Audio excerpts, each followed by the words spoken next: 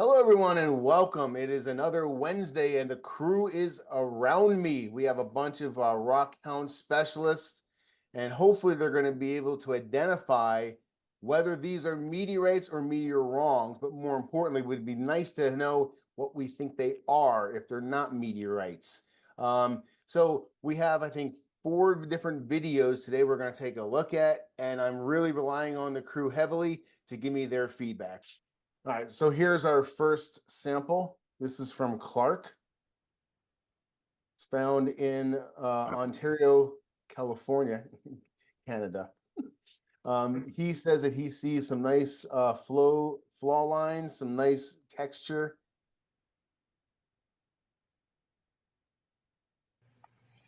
Hello everyone, this is Clark Stevens back from Ontario, Canada.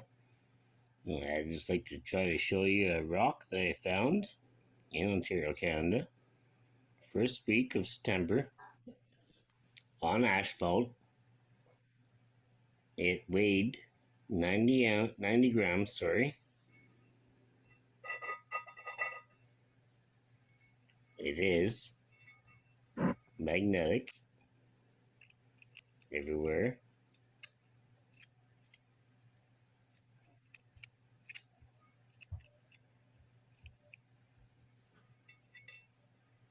And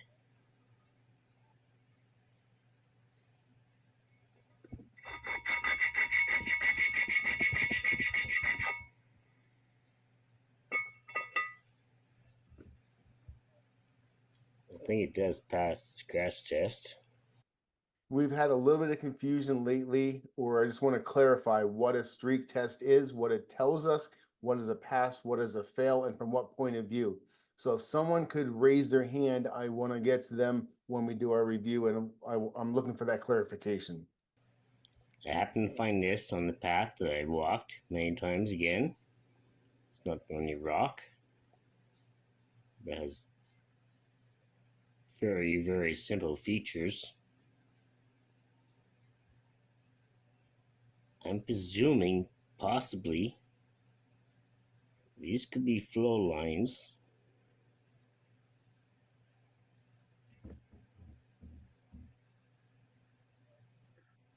If someone would like to also raise their hand to comment on possible flow lines, I'd appreciate it. And there is an impact fracture, I am thinking. Nice to get a comment on that as well. Very, very interesting rocks to look underneath the magnification. There's some crazy, crazy things going on here. But I just thought I'd show you this one. It's a little easier, simpler. Not quite sure what went on here. This is all new to me. So if you guys can tell me more, I'd be truly grateful. Crazy, crazy rocks. That's all I know. I just like to get some help. Scratch test, magnetic, crazy stuff.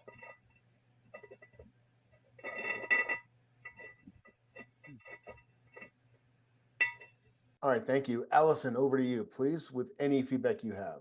Oh, sure. And I'm loving that we're seeing this live, the inside, because it's going to back up what I'm going to say about the streak test.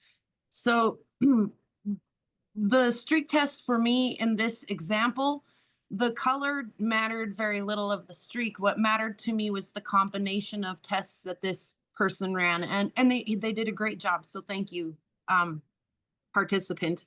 I forget who this is. Clark.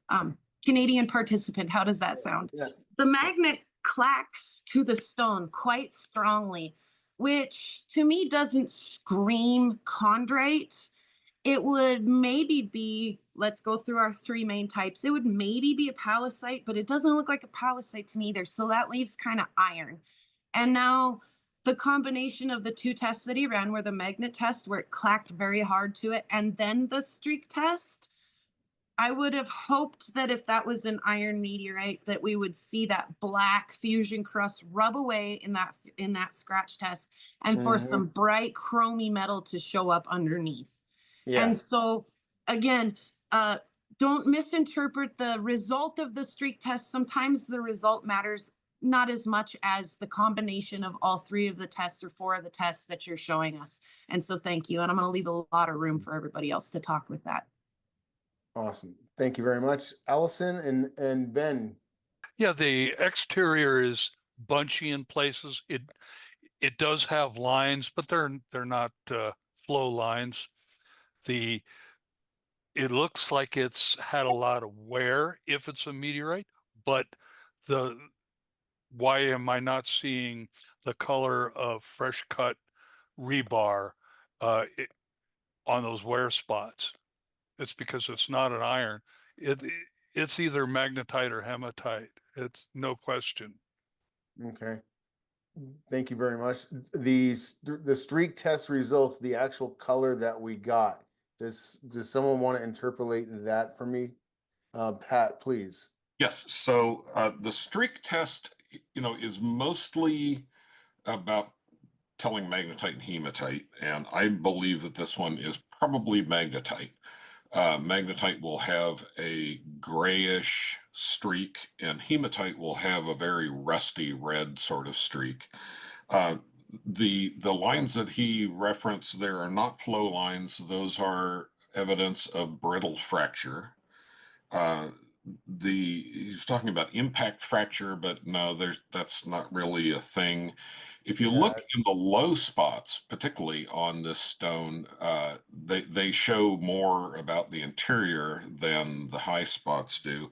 And in one or two of those, I actually saw some flat reflective crystal faces.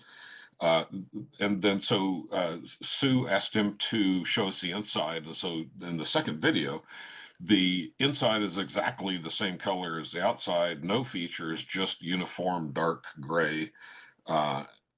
And so, and specifically in that area where he polished off, I'm sure people have seen photos of black chrome.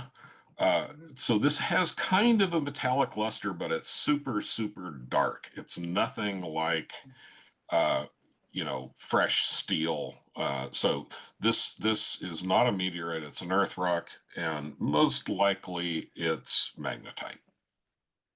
Awesome. Thank you very much. We are over our time allotment for this sample, which leaves me very little time, extremely little time for Art and Dave. Dave Pinsky, over to you. Very quickly, all of what was said. If it were a stony meteorite, it wouldn't be such a fine grain like it would be. You can't see any grain at all. Most stony meteorites have some sort of grain in it, and then the little metallic inclusions, and basically everything else that everybody said. Yeah, I appreciate that. And I thank you for you and Allison both went on the reduction method. What could it be? And then let's take it away. We don't think it's an iron. We don't think it's a stony. We're really narrowing down what it could be. Art, do you have a comment on this one? Yeah, I was looking at those so-called flow lines, and to me, that looked like the wrinkled skin, what was I refer to as slag, because in Ontario, Canada, a lot of mining took place. And on those mining sites, they had actual furnaces in which they cooked whatever it was they were trying to extract out of the rock for whatever purpose, whether it was a metal, but yeah, this definitely terrestrial for sure. And you know a bunch about slag too, because like we said before on the show, you collect them. So, but I agree with you guys. Everything that's said on this, especially like this side right here, does not look. That is not what a meteorite looks like. That's not what they. Especially if it's crumbling and you're seeing different layers of it, it's not going to be the same color throughout. It's not homogeneous like that. Sue, you want to close this up? Yeah, kind of actually piggybacking on what Art was talking about. I did do a little research, remember, earlier today, and Clark lives near, I think, Haley Station, which is in Ontario, Canada, and I forget which section it's in. But as I was doing all this research, I found out that there was a magnesium mine within a few miles of that town, and even back in the 40s, they were doing like 7 million pounds a day or something. I don't know if that might be related to like some of the stuff that's in that area, but we do see that things are slag, and I don't know. Just thought I'd bring it up. It just seemed like it was the first thing that popped up when I searched for that town and related to minerals and metals and things like that. So I have a question for the crew. Would there be a increase in abundance of slag near mining facilities? Yes. So when you mine ore, it's usually in the form of an oxide. The process to change that oxide back into the metal is called smelting, and smelting of all different metals generates lots of slag. Awesome. Thank you very much, team. I appreciate it. We are now on to number 2. Who does number 2 work for? This is Tex. Tex worked very hard to get us this video, and we definitely appreciate it. Next time, I think, Tex, what we may do, if it's a small sample, we may have you just mail it in to our company, because that way I can show it off and we can make sure that it's a pleasant experience for everyone. So let's look at this, and hopefully the crew will have some really good feedback for you, man. But this was found in New Mexico. He polished the window so we could see the matrix of it. We're not using marbles, we're using quarters as reference. That's an inside joke between Sue and I. A streak test was not performed and the weight was not provided. So hopefully we'll see with the magnetic attraction and the surface features that he points out will be evident. He's seeing black fusion crust, possible flow lines, and pitting. So this is where it was found, and this is good information, Sue. I think if anyone wants to tie in the use of maps and your local geology for rockhounders in one of your comments, if you can weave that in, I would really appreciate it, because that's good information. I never do this, so I'm gonna give you my 2 cents before you guys give me your 2 cents. It looks like Zargolane. It looks like the new moon of Phobos. No, I'm joking, guys. No, when I see this right here, I do see a little bit of pitting and vesicles, and I do see it out here too. I don't know if you guys can, probably not on the video, it's not capturing my mouse, but I see it's vesticular. It has holes, air holes in it.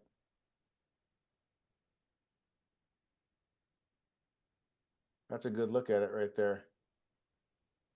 What I'm looking for right now is, because I see these holes, but what I'm looking for is any metal blebs, anything, especially on these worn areas here. Am I seeing anything protruding through? If I can get someone to comment on the likelihood of that being fresh fusion crust, I'd appreciate that. You could raise your hand for me. Looks like we have something right there. I don't know. Maybe it was one that was right here as well, and one that was right here. I'm not sure, but if someone has any insight into that, I definitely appreciate it. Does this look oriented to anyone? If anyone wants to comment on the shape of it, that might be another helpful thing. All right, Dave Pinsky has his hand up. You can tackle any one of those or none of those, or anything that you see yourself, please. Okay, in terms of the fusion crust, it doesn't look like fusion crust to me. It looks like staining of some sort. And again, the rock itself, when I think they had the one side where you can see kind of inside, it's really, really fine grain again. It doesn't have a grain or a breccia or anything that looks like meteorite to me. But definitely That's not fusion crust. That looked definitely like some sort of staining. But here's a profile picture with an exposed yeah, side. It looks altered. We can tell by looking at this. I'm gonna jump in there with you because I'm just thinking this out loud too. We're seeing this line going around it. That's a weathering line. If Yeah. we're seeing a weathering line that's penetrated this far into a substantial rock, how does it still have fresh fusion crust on it? How does it have black fusion crust if it's a obviously weathered and probably water changed rock? So thank you very much, Dave. I appreciate your insight on that one. Also, you said there's little vesicles in there. Yeah. Yeah, that's another problem. On a rare occasion, there are some meteorites that have vesicles, but there's too much going against it. Consider that as one of the rare occasions. Dave, you mentioned, I'm going to keep on tagging you on the shoulder until you tell me to stop. No, you mentioned that it's fine grained. When you look inside of here, we're seeing a little bit. I'm going to argue the Rockhounder's point of view, but there's obvious brecciation. Look, there's different things in there. Do you have anything to say about that? It's the same weird black stuff that's on the outside, though. You can't be fusion crust and brecciation on the inside. Thank you. Yeah. Good points. I like that a lot. And when I see here, I'm probably going to step on Art's toes. Art, we're going to go to you and then Pat. But I'm not seeing what I want to see in here. Art, were you going to comment on the inside or the outside? What can I put up there for you, buddy? Well, I comment on both. This very clearly seems to me to be of volcanic origin, very fine grain, which we know basalt or pumice or everything is very fine grain, and the light color. You know, the too many vesicles to be an extraterrestrial rock, and whatever the volatiles were in the basalt when it was coming up and being thrown out on the surface of the earth there. That cooled very rapidly. There was no chance for anything in the way of crystals to grow at all. But quite frankly, there was a lot of gas in it, and that's why I want to say that's why there's so many vesicles, and I would call it volcanic terrestrial. I'm agreeing with you. I'm nodding my head, but obviously I'm muted. No, thank you very much. I agree. And I think this face of it shows that off pretty well. That's more of a sponge from the ocean than a meteorite looking for sure. So thank you, Art. Well, I lied. I said we were going to Pat next, and then Allison jumped in. Yeah, We're thanks close. for letting Pat do the wrap up. Allison's the last one. No, go for it. What do you have for us? When we start getting outside the three main classes, I really lose my confidence in identification. But I kind of wonder if this isn't a weathered limonite of some kind, a limestone of some kind, and that we're not seeing some inclusions in there of that sort. And that's really all I have. Good specimen text. Thank you for sending that in for us to look at. Yeah, thank you. I appreciate that. And Allison, I'm going to piggyback on you because when you look at this, you do see fusion crust. You do see a different interior than an exterior. I mean, if you're a rock hunter, you're trying to convince yourself, or you're just trying, you don't know, and you're like, wow, what do I have? So we always go back to logical things. How could it have this much weathering and still be fresh on the outside? If it's not one of the three main types of meteorites, you can rule out 95% of all meteorites. These three things: is it an iron, a stony, or a stony iron? And if you do those three little questions and narrow down what could it possibly be, and you're left with just the ultra super rare weird things, you got to start doubting yourself a little bit more. So it's all about deduction and reduction as far as I'm concerned as well. So Well thank said. you. Pat, want to clean up the bases for us? Sure. So, from the outside, we see some of those, what I think are actually vesicles, but, little half round cup outs. Sometimes on chondrules, we see chondrule blowouts. So that, that made it an interesting rock to look at. But when we start looking at the interior, it shows us several things. So that the interior is very fine grained, as Art pointed out. I think the black stuff that we're seeing on the outside, spot on Topher, I think that is a weathering crust or weathering rind. And when we saw that view inside of the rock, we saw, another band of lighter colored stuff in there too. I think that's probably also a weathering effect. And I agree with Art that this rock looks very igneous. When we talk about fusion crust smooths out the surface. You don't have a sharp, spiky surface like that with fusion crust on it. So I agree. This one is not a meteorite, likely an igneous rock. I don't see any limonite staining, as that generally shows orange, and is from the iron sulfides. But that view right there, there's way too many vesicles. And also the vesicles are not all spherical. If you look in the lower right, there's one that's very elongated, and you won't see vesicles like that in a meteorite. And the vesicles are in the tiny fraction of the tiny fraction of the tiny fraction of types of meteorites. Exactly. Yeah. Thank you, Topher. We're reducing our likelihood. What is the likelihood that this is a blank? And it's just, you reduce it to where it could only be the rarest of the rare. And when you're like, well, I'm the guy who's going to break science, you might be the wrong person to do that.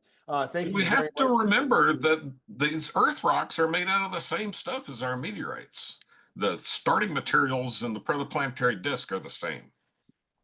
We are on to number 3 now, and this is submitted by a repeat offender, Adam, but he is a successful repeat offender. This man has actually found several real meteorites in a known strewn field because of going to the right place, putting in the time and effort, and driving. So these are ones that, Adam, you can correct me if I'm wrong as we go through this, but these are ones you found in the strewn field and you think this may be a meteorite. So we should be playing. All right, there we go. So this was found in northern Nevada in the strewn field of Jungo Flats. We do have a polished side.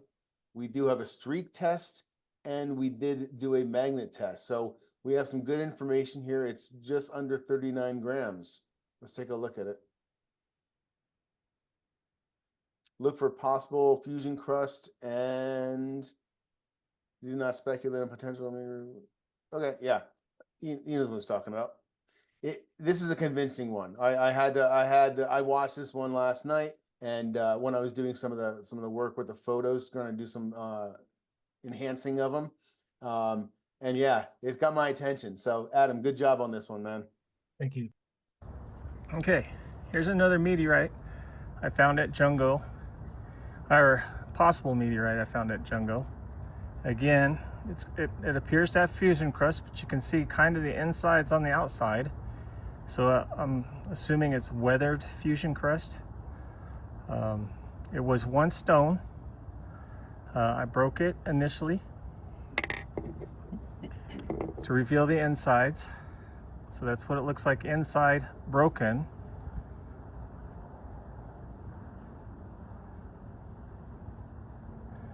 And that's what it looks inside, polished.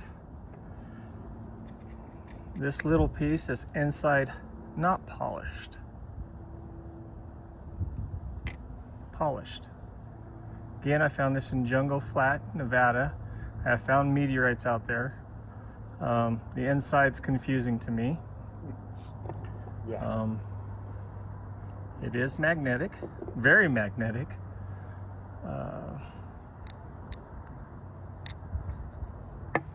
And we'll use a little itty bitty slice to do a scratch test.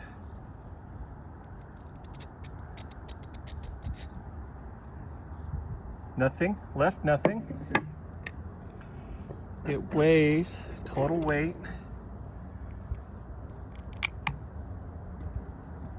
38.4 grams.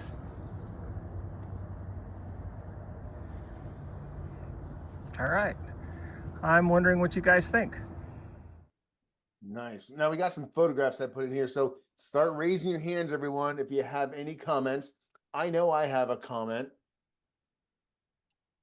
Well, hold on. Let me, yeah.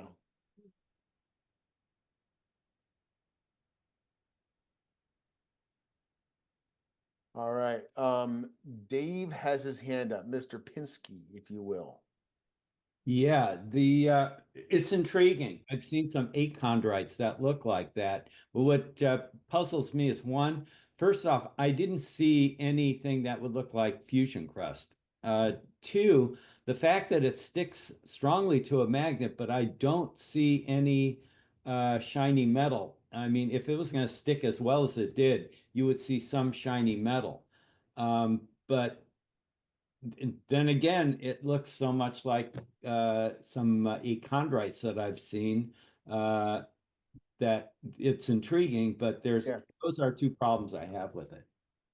I'm glad that the same thing that made me lose sleep last night is causing you distress as well. I'm going to go ahead and say that I am on the fence on this one. I think this should go up the chain and get at least someone to do a little bit of work or look at it professionally. I love the look of it as an achondrite. I love the exterior. I don't like the interior very much at all, which is just a better showing of the exterior. So therefore, I must say I don't think this is a meteorite. When we do the same reduction theory of what could it be? Well, it's not a palisite and it's not an iron. That means it's a stony or it's something weird. Let's think about like what could it weird be, like HEDs. HEDs are known not to have metal in them. Mars lunar, they're known not to have metal in them. Urolite, it wouldn't be breaking apart like this. Braconite, it doesn't look right. I'm trying to figure out I don't know what it could be other than an achondrite that I'm not familiar with, or a terrestrial weathered rock. So unfortunately on this one, Adam, I'm going to turn it over to the team, but this is the first sample that I've looked at that after looking at it completely, I would not pitch. I think this should go to someone who knows a little bit more about it, because when you look at this inside, it looks really, really good as far as an achondrite goes, a very evolved achondrite, but it's magnetic and it shouldn't be. So that has me baffled. This right here on the interior looks very similar to a brand new, a ungrouped achondrite. I forget what it's called, but it's red and it looks exactly like this and it's red. And I never, ever, ever, ever, ever would have thought it was a meteorite. So I can't in good conscience tell you that this is not a meteorite. I'm opening it up. That's me. I'm not a genius. Pat, over to you. And he's not a genius either, but Pat, over to you. Okay, so this is certainly one I would have picked up as well. This is in a known strewn field in a desert on a dry lake bed. The biggest observation is how crystalline this one is. And I'll get back to that in just a second. I want to talk about shape too. This is a very reasonable shape for a meteorite overall, the outside surface is there, but it's also a very reasonable shape for a water-worn earth rock. And when we talk about magnetic attraction, we have to be careful because and we really don't want to talk about them as magnetic, because that's their being a magnet and being able to pick up metal. It's about attraction to a magnet. And attraction to a magnet, as well as magnetic susceptibility, works on iron that is in compounds, in molecules, not just visible bare chunks of metal. Yeah. And so this one is definitely interesting, and I think showing especially those inside photos and the polished part of the inside to a real degreed meteoriticist would be wise. The fact that this doesn't show a streak is very reasonable. Most rocks won't, and I'm working on some other resources for streak testing. But if this is a meteorite, it is a very, very crystallized achondrite. And Topher, you just bought a diogenite that attracts a magnet, right? Yeah. And does that show any? Well, no, that was my metal? dadge, and I thought I already had classified, but Yours, it okay, has yes. sulfides in it, correct? Okay, yeah. So I think it's unlikely to be a meteorite, but can't positively rule it out. Thank you. Awesome. I appreciate it. Well, if you're playing Stump the Panel, I did invite Craig for this rock. I guess he didn't show up. I'm willing to send it to him. That I would like to have a definitive answer, and that's the only way I'm going to get it. I brought this duty upon myself to save Daniel from crappy samples, and I really don't need to do that. But this one here, I would love for him to take a look at and just give another set of eyes. Yeah, this is an interesting one, so definitely appreciate it. And we're always pulling for the crew. We're all, well, not just the crew, but our Patreon Rockhounders. We're always pulling that maybe you guys will have a real meteorite for sure. That's our ambition and goal. And the thing is, we're trying to get you there as well, because the first step is passing our simple test. After that, the next thing we got to do is bring it to someone who's more important and more educated and has more tools to their advantage, and they'll give us their advice whether it needs to be continued or not. But this is a good one, and we're going to be reporting on this one, updating you guys. So if you want more and more recent and updates that are not on YouTube, be sure to become a Patreon member. You can sign up for free on Patreon and still track a lot of things. If you sign up at a higher level, you can watch all the videos, and if you sign up at a higher level, you can do the rock IDs. We'll get the rock IDs done for you. So we are going to continue to help Adam along with his journey, if he'll let us, getting this one looked at and possibly classified. And we got thumbs up, so we are pushing forward. Stay tuned to the channel, guys. Have a great week.